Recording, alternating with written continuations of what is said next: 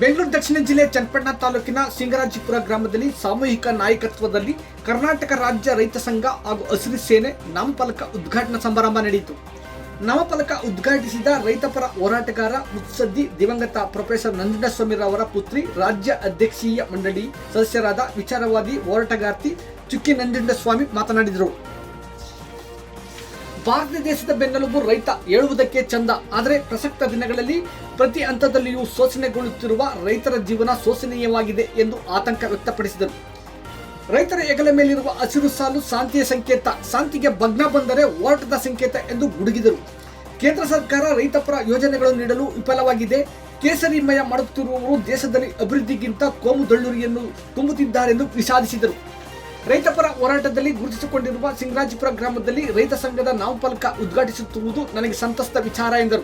ಈ ಸಂದರ್ಭದಲ್ಲಿ ರಾಜ್ಯ ಅಧ್ಯಕ್ಷೀಯ ಮಂಡಳಿಯ ಪ್ರಧಾನ ಕಾರ್ಯದರ್ಶಿ ಮಂಜು ಕಿರಣ, ಬೆಂಗಳೂರು ದಕ್ಷಿಣ ಜಿಲ್ಲೆಯ ರೈತಪರ ಮಹಿಳಾ ಹೋರಾಟಗಾರ್ತಿ ಅಳಸಂದ್ರು ಅನಸೂಯಮ್ಮ, ರೈತಪರ ಹೋರಾಟಗಾರ ಕನಸಂದ್ರ ರಾಜು ಮಾತನಾಡಿದರು.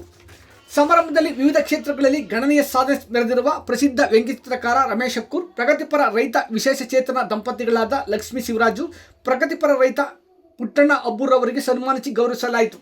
ವೇದಿಕೆ ಮೇಲೆ ರೈತಪರ ಹೋರಾಟಗಾರರಾದ ದೇವರಾಜು ಸಿಂಗರಾಜಪುರ, ವಿಶ್ವನಾಥ್ ಮಂಗಳವಾರಪೇಟೆ, ದೇವರಾಜು ದಸವಾರ, ಕಾರ್ಯದರ್ಶಿ ಕೋದಂಡರಾಮ, ರಮೇಶ್ ಅಮ್ಮಳ್ಳಿದೊಡ್ಡಿ, ಬೋರೇಗೌಡ ದಸವಾರ, ಲಿಂಗರಾಜೇಗೌಡ, ನಿವೃತ್ತ ಪೊಲೀಸ್ ಮಹಾದೇವಯ್ಯ, ಕೃಷ್ಣಪ್ಪ ಪದ್ಮನಾಭರಾವ್, ಕನಸಂದ್ರ ಗುರುಲಿಂಗಯ್ಯ, ರತ್ನದಾಸ್ ಬುಹಳ್ಳಿ, ಶ್ರೀನಿವಾಸ್ ನಲ್ಲಹಳ್ಳಿ, ಡಾಕ್ಟರ್ ಚೌಕಿಮಠ ಕನಕಪುರ, ನಾರಾಯಣಸ್ವಾಮಿ ಕನಕಪುರ, ಕೆಂಪಳ್ಳಿ ಶಿವರಾಮು, ಕನಕಪುರ ಸಾದೇಶೇಗೌಡ, ಕೃಷ್ಣಪ್ಪ ಸಿಬನಕಟ್ಟೆ, ಪ್ಯಾರೂರು ರಾಮನಗರ ಕೃಷ್ಣಪ್ಪ, ಪಾದರಳ್ಳಿ ಗಂಗಣ್ಣ, ಮಾಗಡಿ ಮಲ್ಲಿಕಾರ್ಜುನ, ಉಜ್ನಳ್ಳಿ ಜಯರಾಮು ಹಾಗೂ ಹಲವಾರು ಮಂದಿ ಹಾಜರಿದ್ದರು.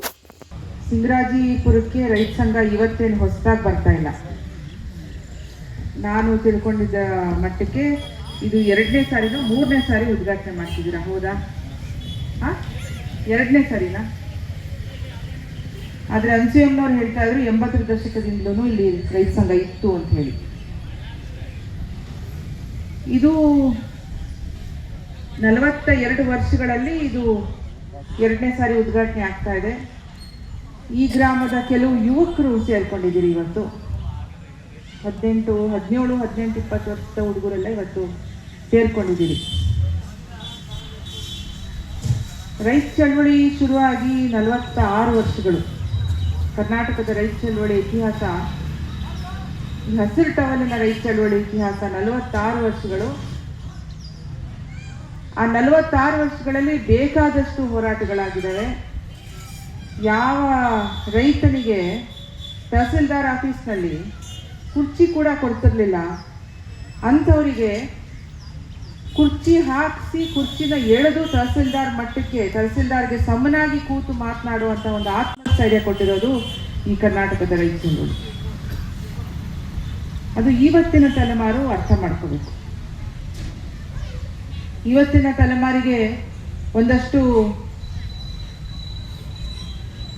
ಏನೋ ಘನತೆ, ಗೌರವ ಅಂತೇನಾದ್ರು ಬಂದಿದ್ರೆ, ಹಳ್ಳಿಗಾಡಿನ ಜನರಿಗೆ ಏನಾದ್ರು ಒಂದಷ್ಟು ಗೌರವ ಏನಾದ್ರು ಸಿಗ್ತಾ ಇದ್ರೆ ಅದು ಈ ಹಸಿರು ಶಾಲಿನ ರೈತ ಚಳವಳಿ ಕೊಟ್ಟಿರುವಂತಹ ಒಂದು ದೊಡ್ಡ ಕೊಡುಗೆ. ಅದರಿಂದ ಬಹಳಷ್ಟು ಜನರ ತ್ಯಾಗ ಇದೆ, ಬಹಳಷ್ಟು ಮನೆಗಳು ಅದಕ್ಕೆ ಧಾರೆ ಎರೆದು ಕೊಟ್ಟಿದ್ದಾರೆ. ಉದಾಹರಣೆಗೆ ನಿಮ್ಮ ಜಿಲ್ಲೆಯಲ್ಲಿರುವಂಥ, ಈಗ ನನ್ನ ಪಕ್ಕದಲ್ಲೇ ಕೂತಿರುವಂಥ ಹಿರಿಯರು ಅನಸೂಯಮ್ಮನವರು, ಅವ್ರು ಇಡೀ ಮನೆತನ ಇದಕ್ಕೆ ಧಾರೆ ಎರೆದು ಕೊಟ್ಟಿದ್ದಾರೆ.